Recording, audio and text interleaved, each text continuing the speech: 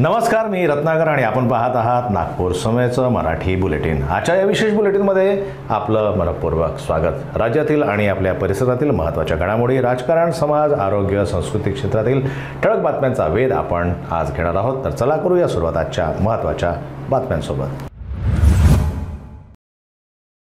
नागपूर शहरात पुन्हा एकदा चोरट्यांनी धुमाकूळ घातलाय। कोतवाली पोलीस ठाण्याच्या हद्दीत असलेल्या तिरंगा चौकातील सिल्वर पॅन शॉपवर चोरट्यांनी हात साफ केला असून सुमारे 90,000 ते 1 लाख रुपयांचा ऐवज चोरीला गेलाय। ही संपूर्ण घटना सीसीटीव्ही कॅमेऱ्यात कैद झाली आहे। चोरट्यांनी केवळ रोकडच नव्हे तर दुकानातील सिगारेट, परफ्यूम, चॉकलेट, चांदीच्या मूर्त्या अशा अनेक वस्तू चोरी केल्या आहेत। पोलिसांनी घटनास्थळी भेट देऊन तपास सुरू केलाय। सीसीटीव्ही फुटेजच्या आधारे आरोपींचा शोध घेण्यात येत आहे।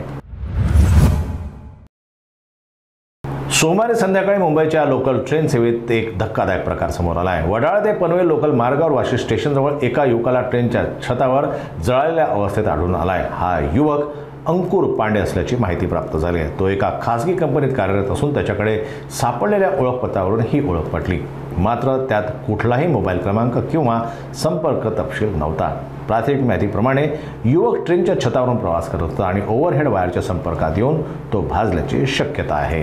रेल्वे पोलिसांनी तत्काळ कारवाई करत युवकाला वाशी महानगरपालिका रुग्णालयात दाखल केलं असून डॉक्टरांनी त्याची प्रकृती गंभीर असल्याचं सांगितलं आहे। पोलीस आता युवक नेमका कुठल्या स्टेशनवरून ट्रेनमध्ये चढला हे जाणून घेण्यासाठी सीसीटीव्ही फुटेज तपासत आहे। तसेच त्याच्या कुटुंबियांचा शोध घेण्याचे देखील प्रयत्न सुरू आहेत। यवतमाळच्या बाबुळगाव तालुक्यातून एक धक्कादायक बातमी समोर आली आहे। तिसरी इयत्तेत शिकणाऱ्या एका अल्पवयीन मुलीवर तिच्याच वर्गमित्रानं अत्याचार केल्याची घटना घडली आहे। या घटनेनं संपूर्ण परिसरात खळबळ उडाली आहे। मिळालेल्या माहितीनुसार तिसरी इयत्तेत शिकणाऱ्या एका मुलीवर तिच्याच वर्गातील मुलानं शाळेच्या बाथरूममध्ये नेऊन तिच्यावर अत्याचार केला। पीडित मुलीनं ही बाब तिच्या आईला सांगितल्यानंतर आईनं तातडीनं स्थानिक पोलीस ठाण्यात तक्रार दाखल केली। या तक्रारीच्या आधारे पोलिसांनी विधी संघर्षग्रस्त मुलावर गुन्हा दाखल केला असून पुढील तपास सुरू आहे।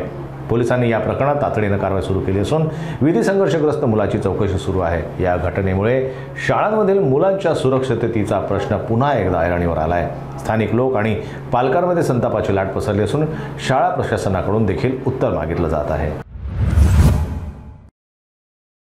दाक्षिणात्य सुपरस्टार रजनीकांत यांचा आगामी चित्रपट कूली रिलीज होण्याआधीच प्रचंड गाजतोय। या चित्रपटाच्या ॲडव्हान्स बुकिंगला प्रेक्षकांचा प्रचंड प्रतिसाद मिळतो आणि रिलीज पूर्वीच कोट्यावधींचा गल्ला जमवण्यात कूली यशस्वी ठरलाय। कूलीचं क्रेज इतकं वाढलं की पहिल्या दिवशी हा चित्रपट पाहण्यासाठी चाहते धडाकेबाज बुकिंग करत आहे। आणि विशेष म्हणजे हा चित्रपट ऋतिक रोशन आणि ज्युनियर एनटीआरच्या वॉर 2शी सरळ टक्कर देणार आहे। तरी देखील कूलीचा हाईप काही कमी झालेला दिसत नाही आहे। रजनीकांत यांच्या चाहत्यांमुळे उत्साह शिगेला पोहोचलेला असून सोशल मीडियावरही कूली स्टॉल ट्रेंड होत आहे। तर आजच्या या मराठी बुलेटिनमध्ये इतकंच। महाराष्ट्रातील प्रत्येक महत्त्वाची आणि विश्वसनीय बातमी सर्वात आधी जाणून घेण्यासाठी जोडले रहा नागपूर न्यूज सोबत। पहा, जागरूक रहा, कारण इथेच मिळतात सर्वात अचूक बातम्या सर्वात योग्य वेळी। आपली आणि आपल्या कुटुंबाची काळजी घ्या। नमस्कार।